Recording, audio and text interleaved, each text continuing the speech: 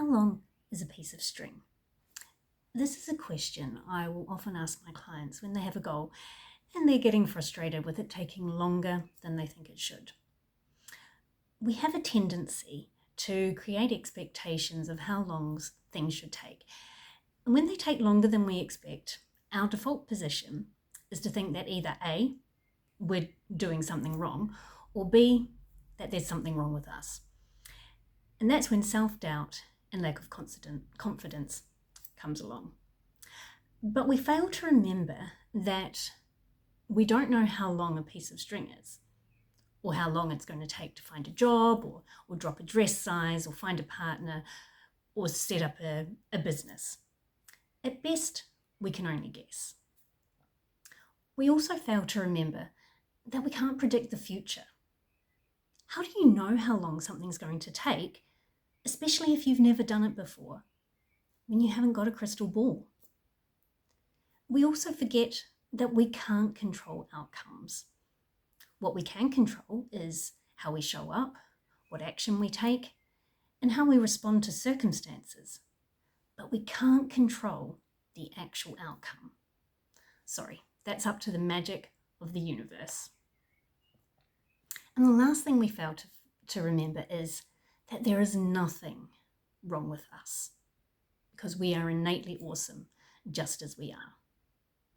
So what do you do when all this happens and we're thinking, oh my goodness, I should have got this done by now?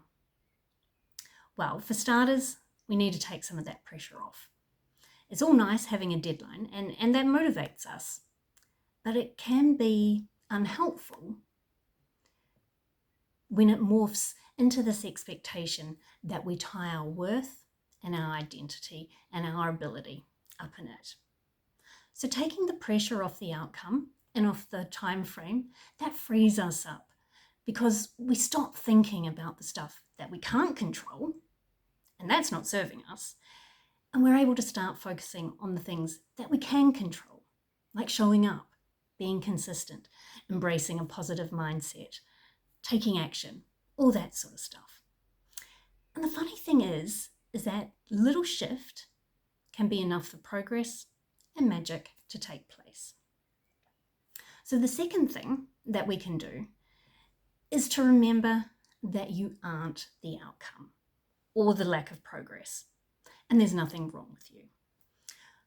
The thing is, we often let our goals define us on this scale of worthiness. So you don't achieve a goal, therefore that equals that you're not worthy. But the thing is, life doesn't actually work this way. We retain our awesomeness regardless of the outcome or lack of progress that we make. A failed outcome, or the length of time that something takes, does not mean that there is something wrong with you. It can't, because there is nothing wrong with you. There never has, and there never will be. And the third thing to do is to accept where you are in relation to your goal or dream. Often, our greatest suffering comes from thinking, or that expectation, that things should be different to how they actually are. We try to fight it rather than accept it for it is what it is.